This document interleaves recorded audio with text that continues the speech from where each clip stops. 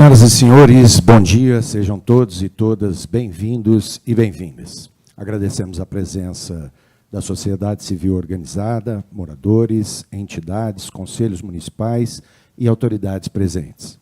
Neste momento, daremos início à audiência pública de forma online, SPI número 09/2025, que trata do projeto de concessão de uso dos bens públicos integrantes do complexo turístico ferroviário da Estrada de Ferro de Campos do Jordão.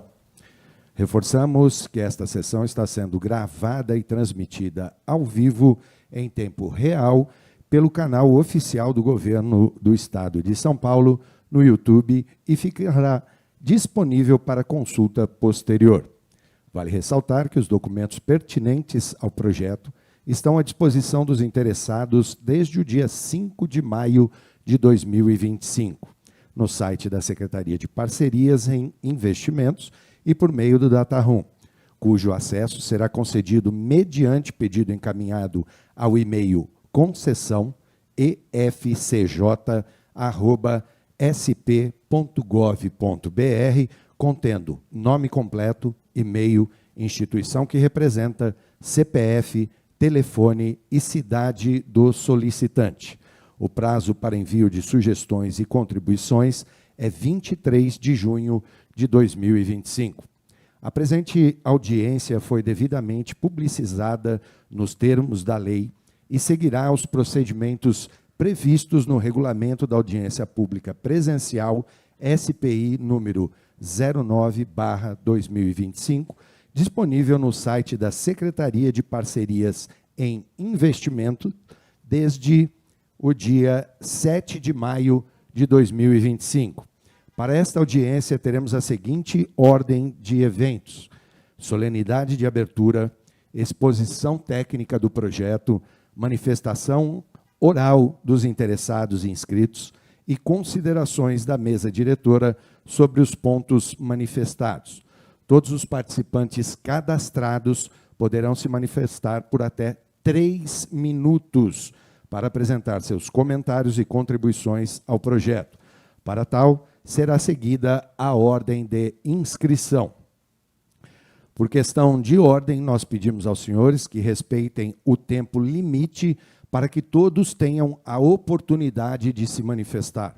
Solicitamos que seja mantido o tom respeitoso durante a audiência, que se evitem interrupções enquanto os outros estiverem falando e que seja usada linguagem apropriada. São proibidos palavrões, insultos, discurso de ódio e ofensas pessoais. O descumprimento dessas regras poderão resultar na remoção do participante da audiência. Desde já, o Governo do Estado de São Paulo, por meio da Secretaria de Parceria em Investimentos, agradece a participação de todos. Neste momento, nós apresentamos os integrantes da mesa. A colaboradora da Companhia Paulista de Parcerias, senhora Maria Laura Félix de Souza, e o colaborador da Companhia Paulista de Parcerias, senhor Alessandro Ranulfo Lima Neri. Nós reforçamos que, além desta audiência pública, permanece aberta a consulta pública sobre o projeto até o dia 23 de junho de 2025. As instruções e documentos estão disponíveis nos sites da Secretaria de Parcerias em Investimentos. Dando seguimento à sessão, nós passamos a palavra à senhora Maria Laura, assistente da diretoria, para a sua saudação inicial. Obrigada, Claudinei. Primeiramente, eu queria agradecer a presença de todos que estão nos acompanhando de forma virtual. Essa é a segunda sessão da audiência pública, que ocorreu ontem presencialmente em Campos do Jordão.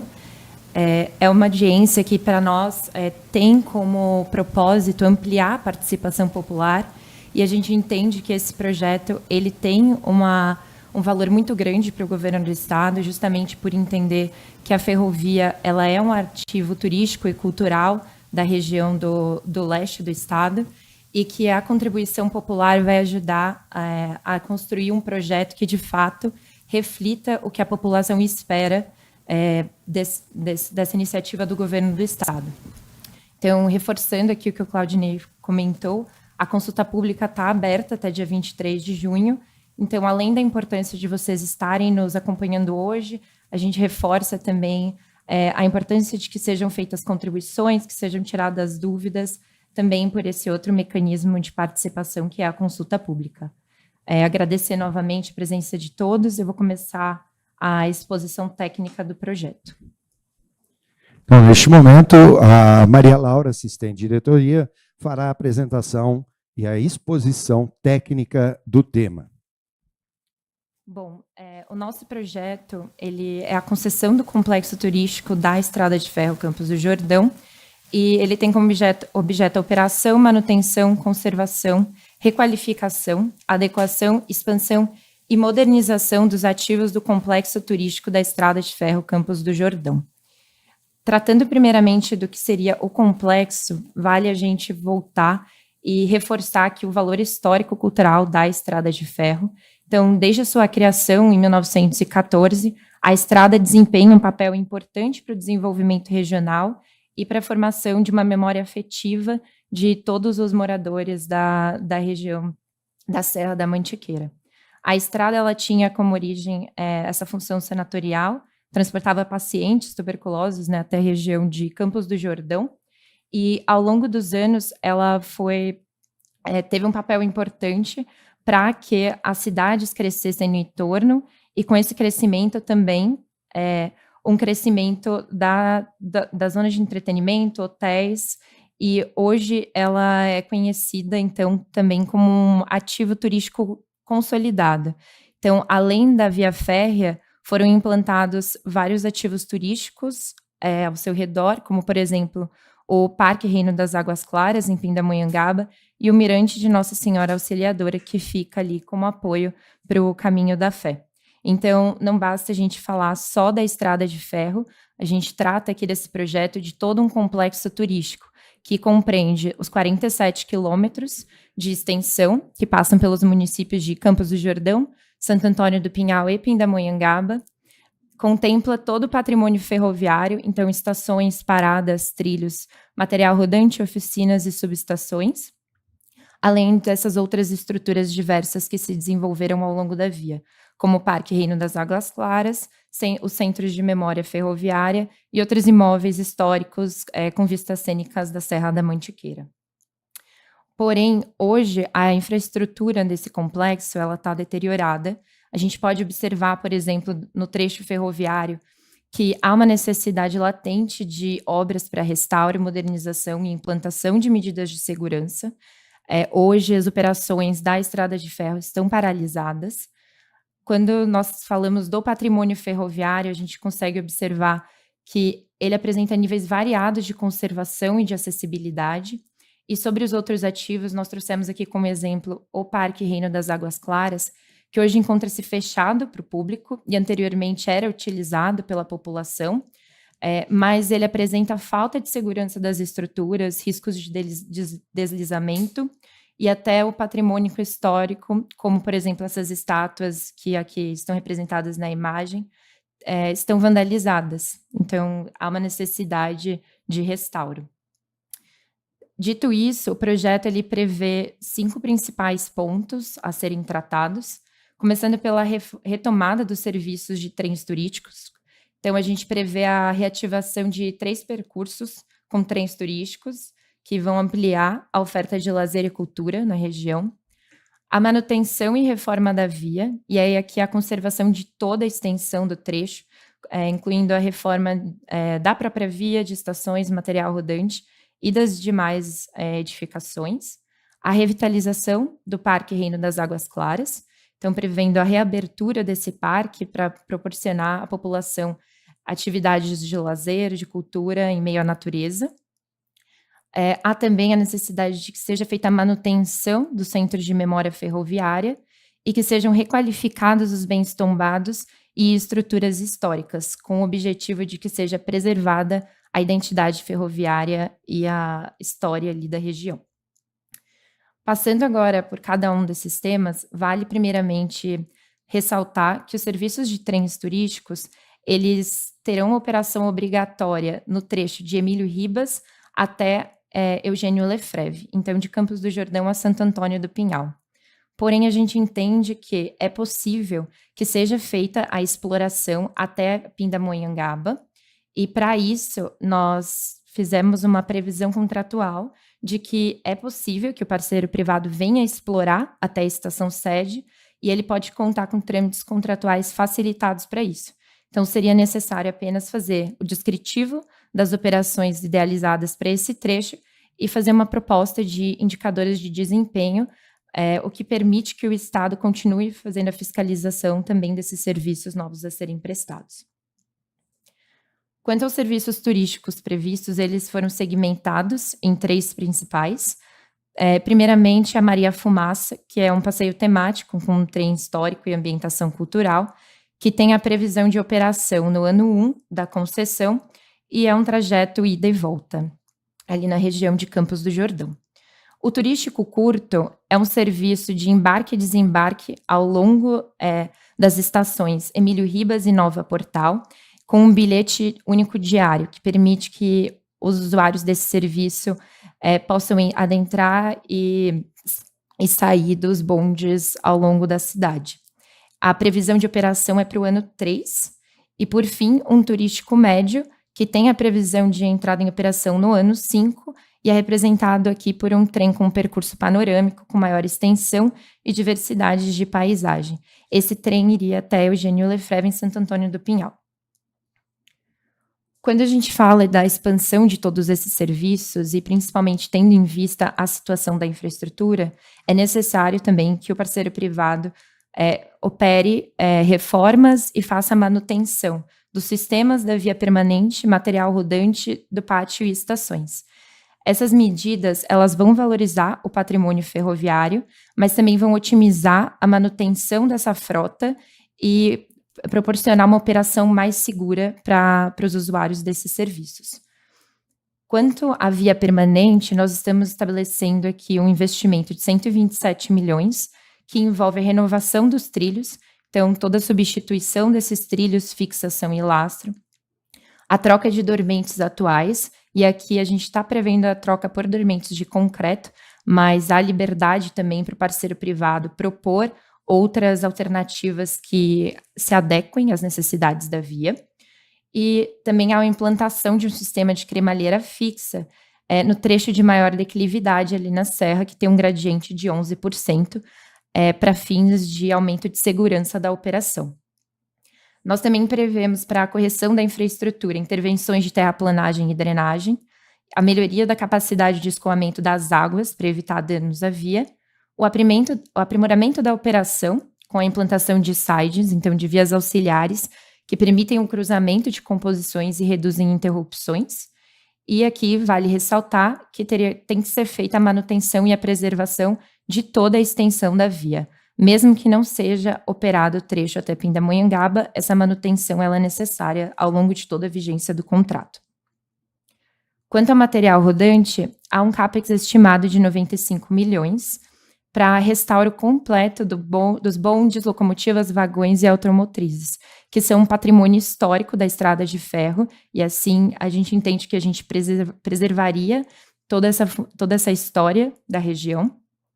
Contanto, esse material ele precisa de adequações técnicas para operação com segurança e conforto, e também são previstas aquisições de 2 locomotivas cremalheiras e de 4 vagões, justamente por conta dessa expansão dos serviços que antes eram operados na região. No que diz respeito aos sistemas, é esperada a substituição de toda a rede aérea e do sistema de alimentação elétrica, além da implantação de 2 novas subestações no Pátio Portal e na estação Eugênio Lefreve. Essa modernização ela vai contar com uma sinalização e com controle centralizado, a bilhetagem eletrônica, comunicação, então instalação de Wi-Fi e multimídias, e vai permitir um monitoramento eletrônico com radiofrequência e a localização em tempo real e comando remoto de AMVs.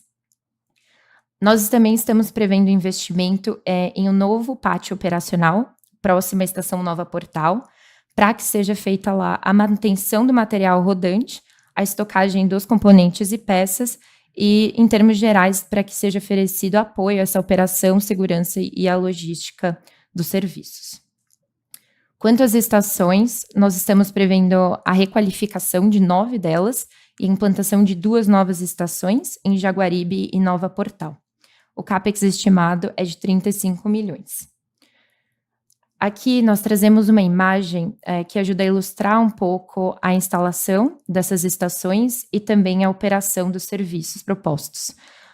Entre as estações Emílio Ribas e a Bernécia tem o serviço da Maria Fumaça, o serviço turístico curto indo de Emílio Ribas à Parada Portal, na entrada de Campos do Jordão, e o turístico médio saindo da Parada Portal até a estação Eugênio Lefreve.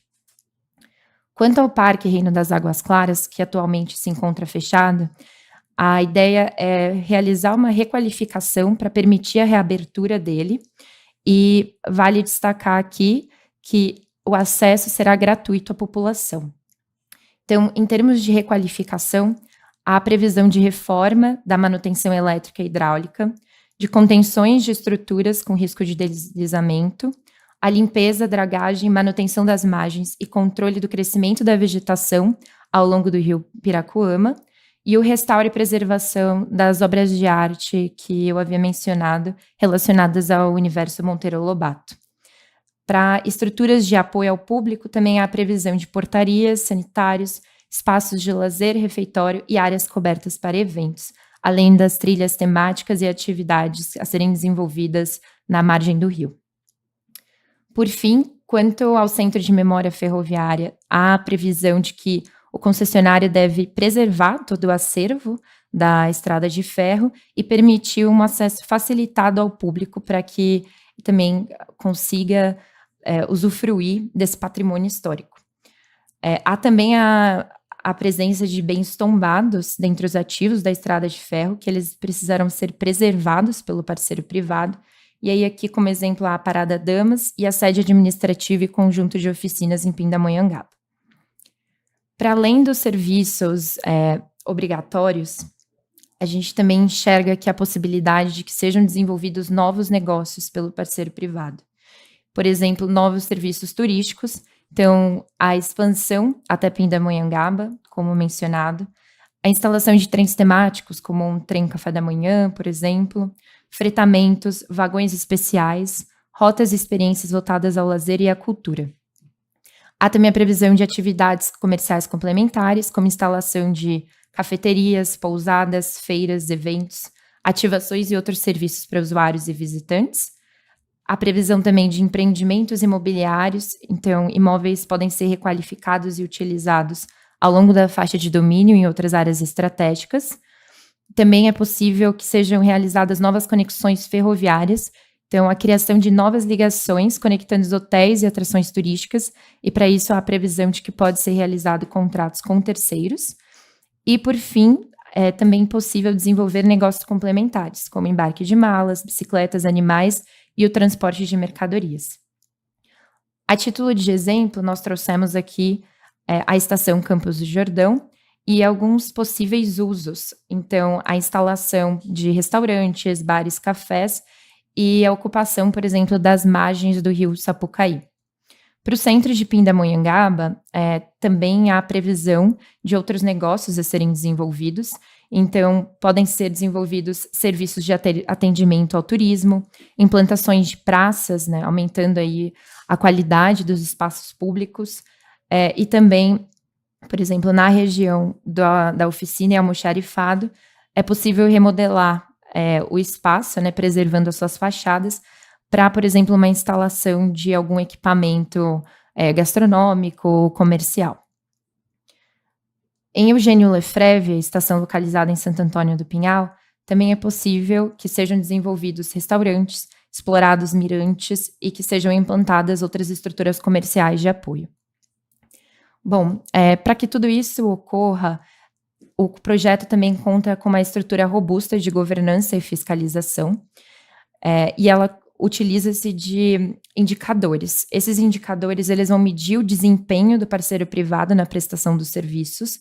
Especificamente para os passeios turísticos, a gente está prevendo indicadores que vão medir sinistros na operação, vão tratar da operação em si, da satisfação dos usuários e da confiabilidade dos serviços turísticos. Enquanto para o Parque Reino das Águas Claras, esses indicadores passam por limpeza e conservação das áreas verdes, manutenção dos ativos e experiência do usuário.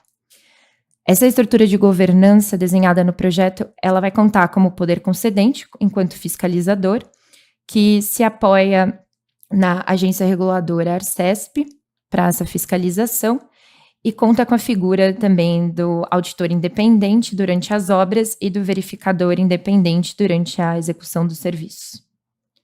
Passando rapidamente sobre a modelagem econômico-financeira do projeto, a gente está prevendo um prazo de 24 anos para esse projeto, que hoje, utilizando a database de agosto de 24, essa data vai ser atualizada para a publicação do edital, efetivamente.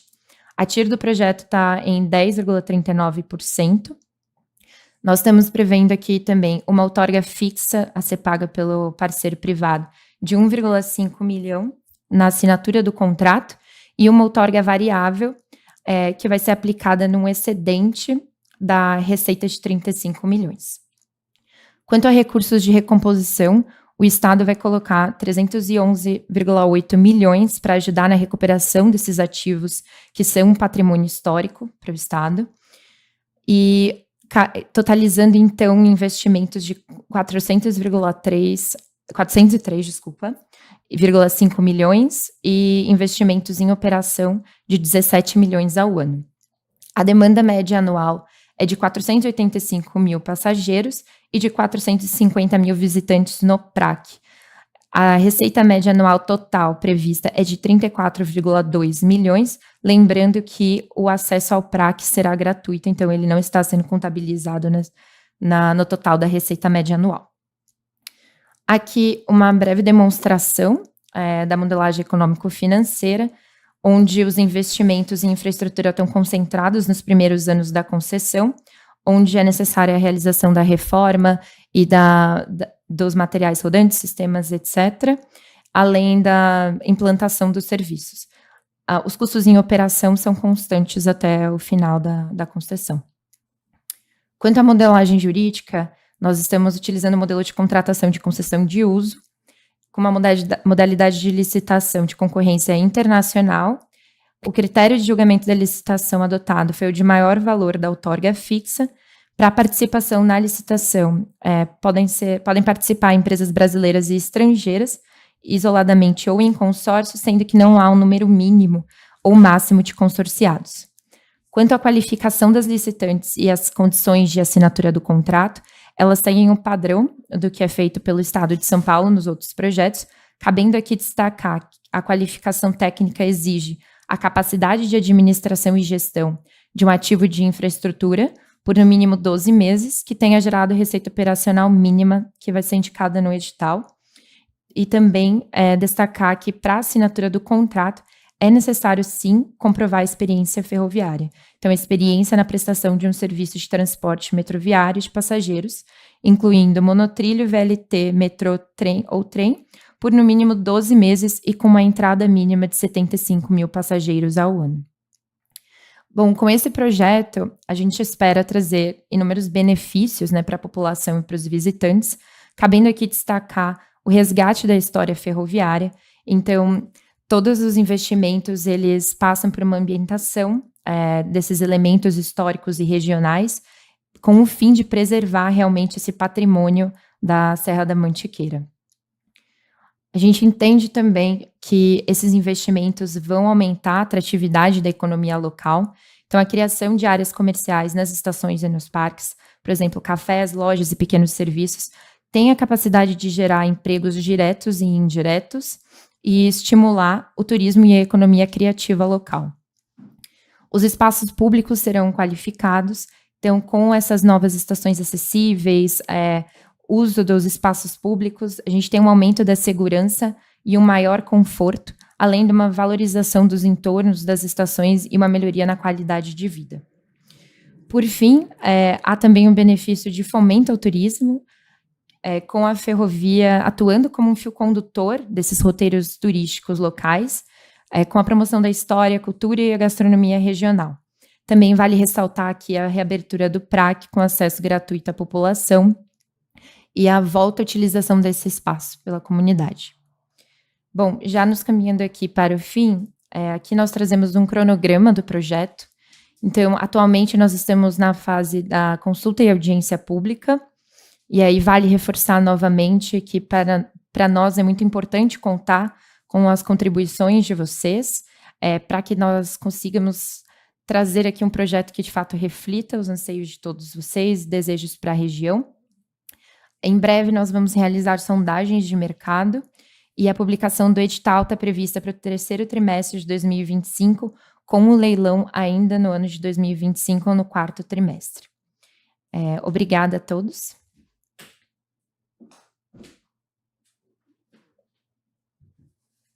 Nós agradecemos a explanação da Maria Laura, nossa assistente de diretoria. Iniciaremos agora a etapa das manifestações da sociedade. Convocaremos nominalmente, obedecendo à ordem de inscrição, e solicitamos que se atenham aos 3 minutos disponibilizados para fazer a sua manifestação. Caso esse tempo seja ultrapassado, a mesa, junto à equipe técnica, avisará o participante para que a condução da audiência não seja atrapalhada. Nós iniciaremos agora o chamamento dos inscritos. E o primeiro inscrito que nós temos aqui é o senhor Fabrício Donizete Cruz de Jesus. O senhor Fabrício Donizete não está online conosco, então nós chamamos o próximo inscrito, que é o senhor Pedro Armante Carneiro Machado.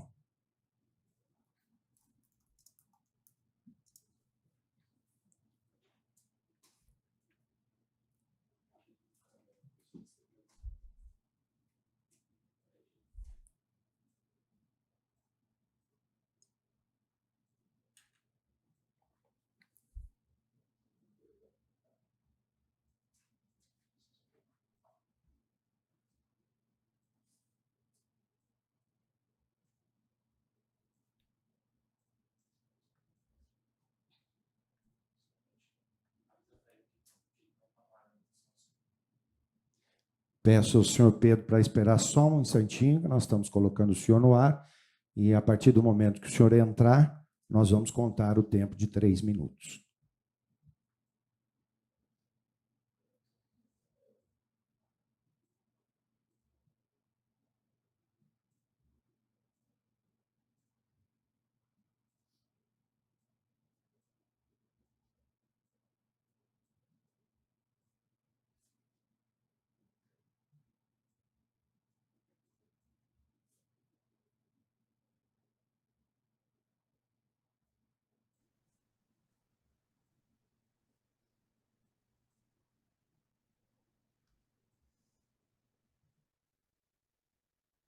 Está no ar, 3 minutos. Bom dia novamente. Em primeiro lugar, agradeço a oportunidade dessa manifestação. Eu sou conselheiro da Associação de Engenheiros e Arquitetos de Metrô, há 35 anos atuando na área de planejamento metroferroviário, na Companhia do Metrô, e também sou diretor no Departamento de Infraestrutura e Logística da Fiesp, o DEINFRA Fiesp.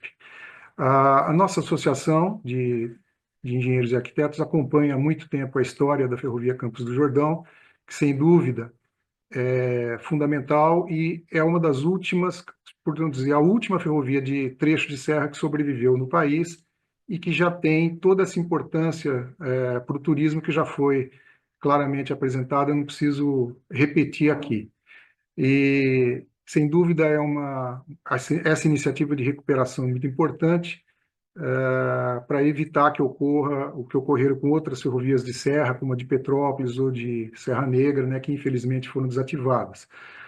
A sugestão que eu tenho a colocar como colaboração é de fazer a obrigatoriedade da operação da integralidade dos 47 quilômetros, inclusive o trecho entre Pindamonhangaba e Eugênio Lefebvre.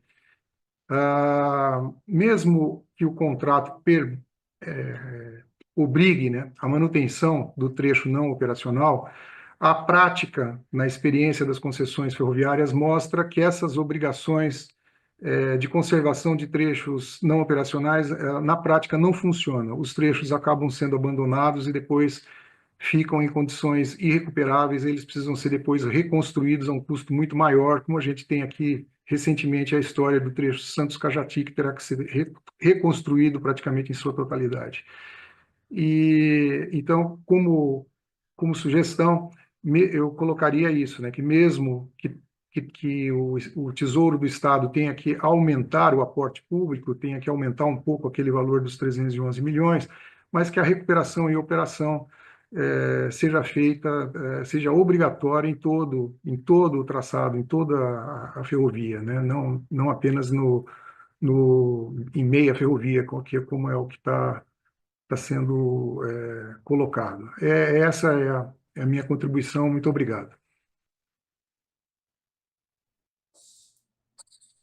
Nós agradecemos a contribuição do senhor Pedro Armante Carneiro Machado e abriremos agora para o senhor Carlos Felipe de Oliveira Silva.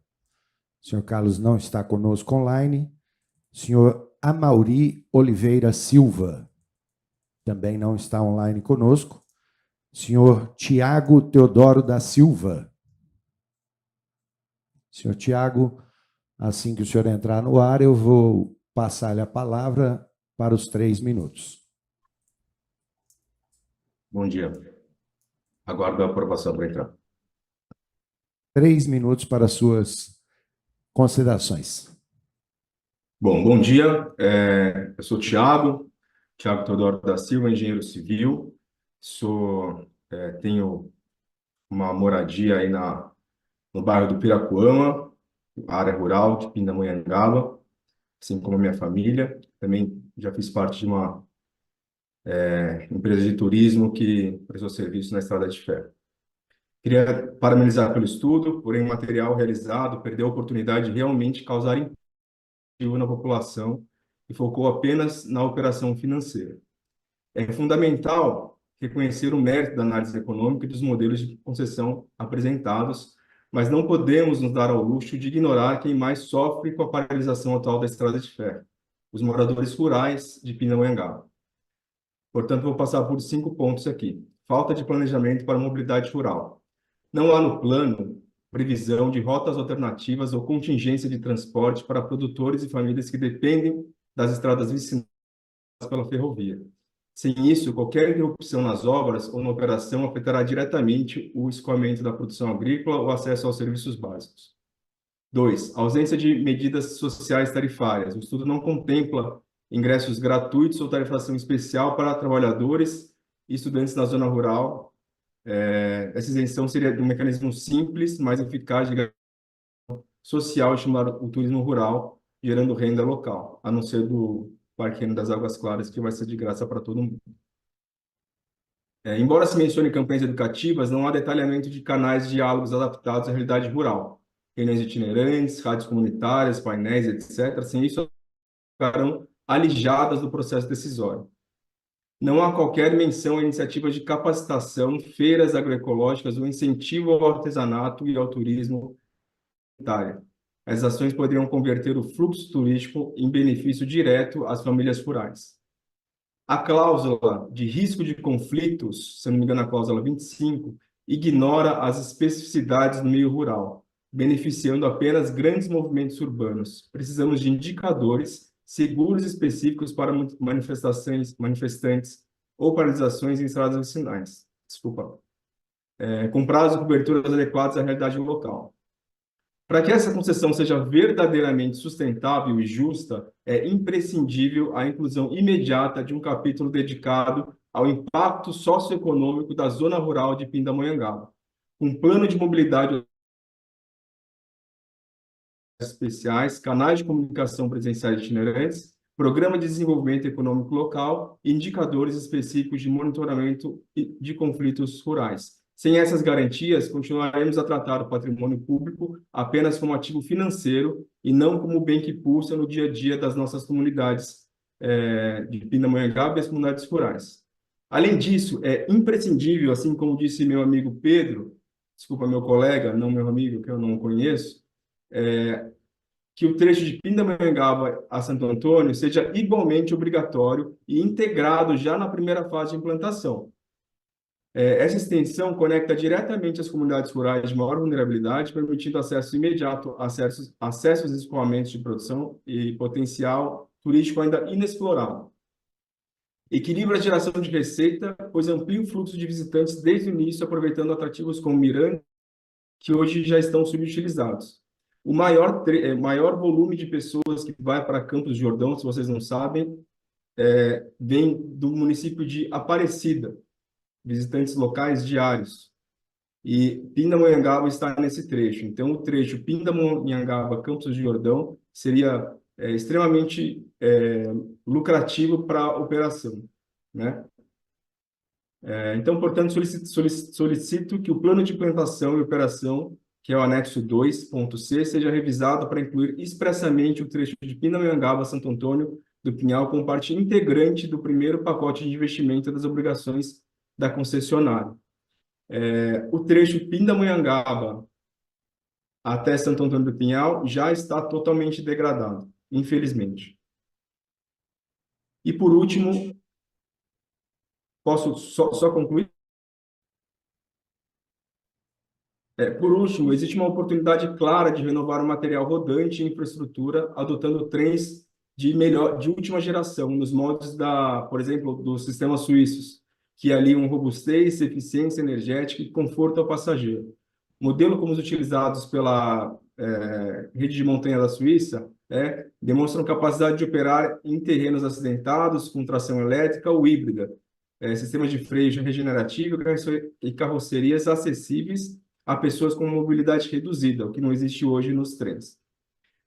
Fora isso, existiria uma maior eficiência operacional, maior segurança e confiabilidade, uma atração turística com composições design suíço reforçam o apelo do passeio, atraindo nichos de mercado interessados em experiências, por exemplo, premium. Além disso, a sinergia com o meio rural. Vagões com compartimentos de carga adaptáveis ou vagões de vidro, eventualmente podem ter uma maior integração com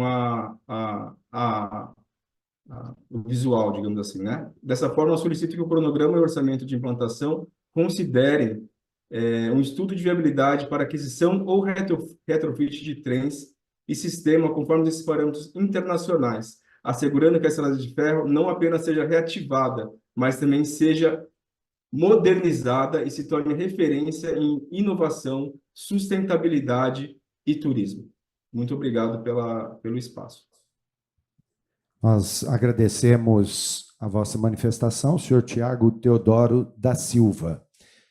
Ouviremos agora as manifestações do senhor Pedro Augusto Evangelista Nardi.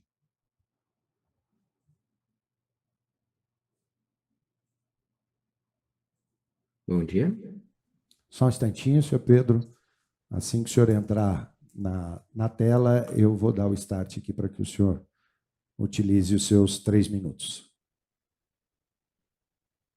Ok, senhor Pedro, o senhor tem 3 minutos para a vossa manifestação. Obrigado. Pois bem, venho trazer alguns questionamentos e apontamentos referentes à documentação disponível no Data Room e na apresentação desta mesa diretora. Gostaria de saber se é previsto em algum momento da concessão o restauro e operação dos trechos E, F e G, ou seja, de Eugênio Lefebvre a Pindamonhangaba. Destaco esse ponto, pois no relatório financeiro não vinculativo e na apresentação foi proposto o restauro como investimento contingente, mas o edital não prevê quaisquer investimentos contingentes, e os custos deste restauro não foram apresentados. Enfatizo que este restauro seria muito importante para permitir roteiros integrados aos projetos do Governo do Estado, como o TIC Leste e a proposta de extensão do Expresso Turístico para Aparecida, permitindo um roteiro de final de semana de São Paulo a Campos do Jordão por ferrovia.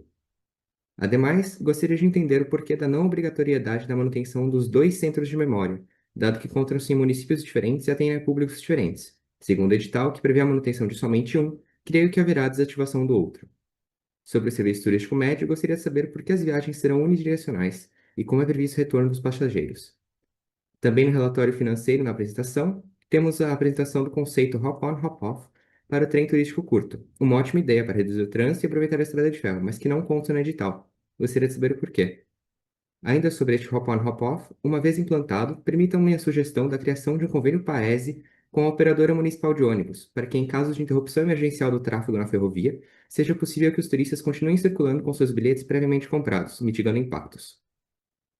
O trem de subúrbios do trecho entre Pindamonhangaba e Expedicionária ou Piracuama, desativado em 2021, não foi citado em qualquer documento.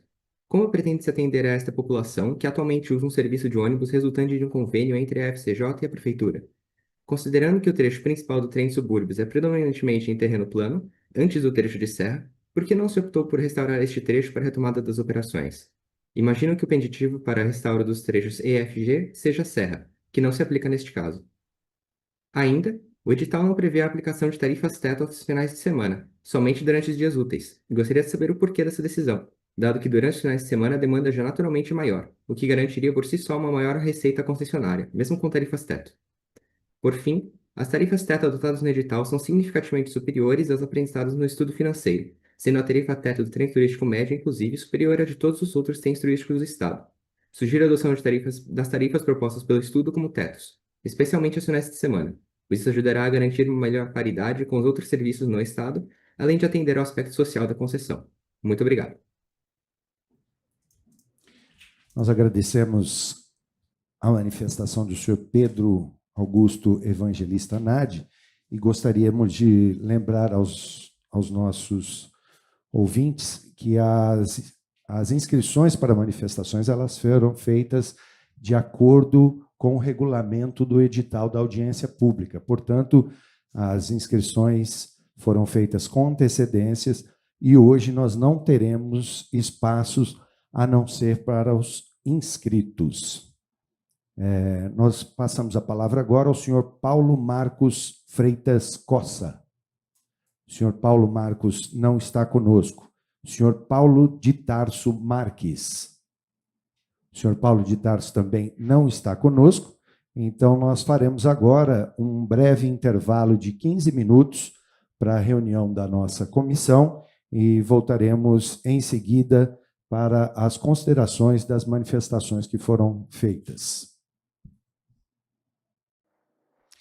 Senhoras e senhores, mais uma vez, muito bom dia a todos. Estamos de volta com a audiência pública SPI número 09/2025, que trata do projeto de concessão de uso dos bens públicos integrantes do complexo turístico ferroviário da Estrada de Ferro de Campos do Jordão.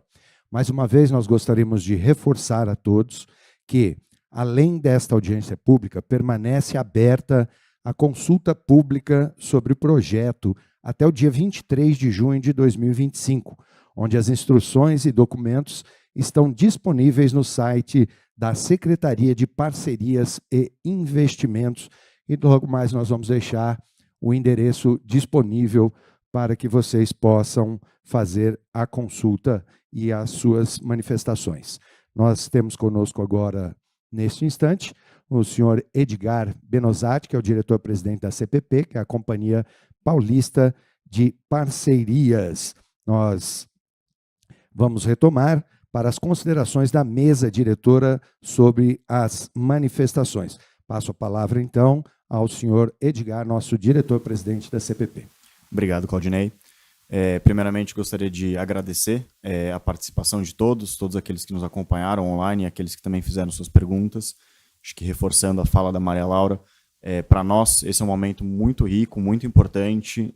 A gente teve ontem a nossa audiência presencial, que já trouxe pontos muito importantes, e hoje as contribuições foram novamente excelentes. Tem muita coisa para a gente se debruçar, muita coisa que a gente vai conseguir puxar para o nosso material, a gente vai refletir em cima de tudo que foi colocado, mas a gente já queria trazer algum retorno em relação a alguns pontos, tentar esclarecer algumas questões de dúvidas, mas destacando novamente que a participação na consulta pública, formalmente enviando o material escrito, é muito bem-vindo para nós, nos ajuda bastante, até para poder justificar as mudanças no projeto futuramente. Dito isso, vamos lá, colocando alguns pontos em relação ao nosso projeto. Acho que vale a gente destacar que é um projeto que ele busca a recuperação de um serviço que está interrompido, um serviço histórico, a recuperação de um ativo histórico para região e de um serviço eminentemente turístico, né? É um complexo turístico que tem dentro dele a estrada de ferro, mas ele é, sim, um complexo turístico. Então, ele é um projeto que a gente busca sempre manter a identidade, a história da estrada de ferro, através da recuperação da identificação, das edificações, dos trens, da manutenção do museu, da identidade visual, não permitindo naming rights de estações, por exemplo, que é algo que a gente utiliza em outros projetos, mas aqui, em função do componente histórico, a gente acabou optando por vedar essa possibilidade. Então, essa é a lógica por trás do nosso projeto. A recuperação dessa operação que está interrompida, tentar trazer de volta esse ativo e recuperando do ponto de vista histórico, do ponto de vista do patrimônio imaterial do Estado de São Paulo. Então, em função disso, a gente optou pela revitalização do material rodante, até uma das dúvidas colocadas, de por que não utilização de material rodante mais moderno, com outras opções que existem no mercado.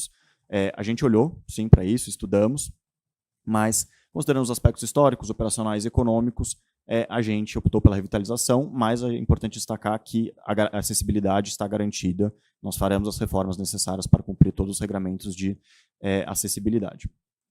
Em relação aos vagões, a utilização deles para carga, de vagões de carga adaptáveis, a gente estudou também essa possibilidade, a concessionária poderá utilizar esse mecanismo como uma parte econômica da operação dela, mas, novamente, voltando para o princípio, a gente optou no nosso modelo referencial, e lembrando, né, muita coisa aqui a gente separa o que é obrigatório e o que é referencial.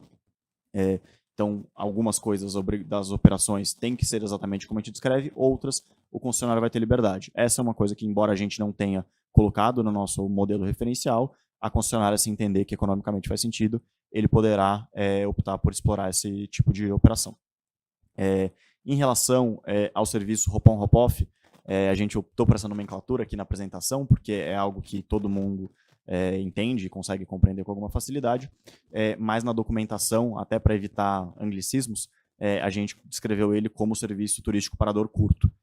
Mas uma ótima contribuição, a gente vai deixar mais claro que esse serviço tem as características do hop-on, hop-off, para tentar dirimir qualquer dúvida e não ter nenhum problema na prestação desse serviço futuramente. Em relação aos pontos de integração com ônibus municipais, do transporte público, de como que isso poderia ocorrer, essa é uma discussão que envolve não só outras secretarias, né? Lembrando, a gente está aqui com a Secretaria de Parcerias de Investimento, nossa responsabilidade é do programa de concessão, aqui a gente estaria falando de transporte metropolitano, de transporte logística do Estado de São Paulo, mas também invade competência de outros entes, né? Os municípios são quem presta esse tipo de serviço, são eles que têm que ter todo o poder e a discricionariedade de como tratar isso, mas isso está em discussão, né? A gente tem conversado muito com os municípios, eles têm sido nossos parceiros, e estamos estudando e vamos estar aberto a qualquer possibilidade que possa dar vazão a parcerias, a integrações que facilitem a vida do morador, do usuário e do turista dessas cidades. Em relação ao centro de memória, por que a gente fez a opção de deixar a obrigatoriedade de apenas um centro de memória, sendo que hoje existem duas possibilidades? A gente fez uma análise do material existente, a gente entendeu que para aumentar a atratividade desse ativo, faria mais sentido a gente concentrar tudo num único espaço e transformar isso realmente num atrativo que faça a diferença, que o usuário vai olhar e querer visitar, não só porque está lá, porque, enfim, tem uma possibilidade, mas porque tem conteúdo, tem historiografia, tem museologia, é algo de fato interessante para o turista e para o morador e para o usuário. Então, essa foi a opção que a gente foi feita de fazer pelo menos um, mas caso a concessionária entenda que faz sentido para ela também ter mais de um centro de memória, existe essa possibilidade. Em relação à unidirecionalidade do transporte, novamente eu volto para o ponto que é um modelo referencial. Aqui a gente se baseou muito em outras operações que existem pelo Brasil, especificamente em Morretes, a gente tem um modelo exatamente parecido com isso, que ele abre várias possibilidades, né? Então, a viagem de trem é uma viagem mais longa do que de carro, a gente sabe que o turista nessa região é um turista primordialmente de final de semana, ele tem um período de tempo limitado, a gente estaria competindo com outras atrações, então a possibilidade do turista ir de trem e voltar de van é algo que mercadologicamente faz muito sentido, mas nada impede a concessionária de abrir o serviço com ida e volta bidirecional ou fazer também unidirecional no outro sentido. Existem inúmeras possibilidades. Do ponto de vista da nossa análise de mercado, essa foi a que a gente entendeu mais correta, mas também é algo que a gente vai revisitar para ter certeza que a gente está indo na direção correta. mas lembrando dessa diferenciação entre o obrigatório e o referencial. Passando aqui para os 2 últimos pontos, em relação ao planejamento rural, do desenvolvimento rural da região de Pindamonhangaba, colocado, a gente vai analisar as propostas, acho que tem muita coisa aí interessante para a gente olhar, mas eu destaco já de saída as limitações de um projeto de concessão, né? Alguns dos pontos que foram colocados são políticas públicas muito amplas, que dependem de outras secretarias, outros entes federativos, e que a gente não tem a capacidade e também o orçamento, né? Acho que vai a um ponto que é sempre importante a gente lembrar. O projeto tem um orçamento limitado, o Estado já está fazendo um esforço financeiro bastante significativo aqui, um aporte financeiro aí de mais de 300 milhões de reais, e a gente tem limitações do que a gente consegue ou não fazer dentro do que foi proposto aqui para esse tipo de projeto, mas nada impede a gente de analisar as propostas e ver o que a gente consegue, dentro das nossas limitações, adequar e melhorar o projeto para essa população rural dessa região. E por fim, acho que um ponto que foi bastante colocado, que é a operação até Pindamonhangaba. A gente entende a aflição e o desejo de ver a estrada de ferro operando na sua extensão completa.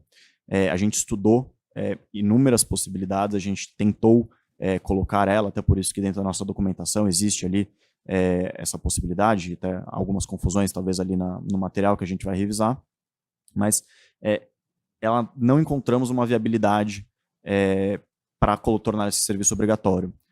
O serviço turístico até Pindamonhangaba, ele tem um custo de implantação altíssimo, então a gente está falando de valores de bilhões de reais, e uma demanda baixa. O tempo de ciclo é muito alto, entre ida e volta é bastante alto, você não consegue uma oferta satisfatória no horário de pico de demanda, dentro do modelo que a gente está propondo, e do ponto de vista para o usuário, para o morador, para utilizar isso como mobilidade, especialmente na área rural mencionada, ele também não é competitivo com os outros modos de transporte. Então você não teria uma utilização por conta justamente desse período de ciclo que fica muito grande e acaba não funcionando. A gente teria que fazer um investimento muito maior, mudar o projeto para um projeto de mobilidade urbana, que muda completamente a cara dele, é outra proposta, outras legislações que se aplicam, inclusive, e aí não teríamos mais viabilidade.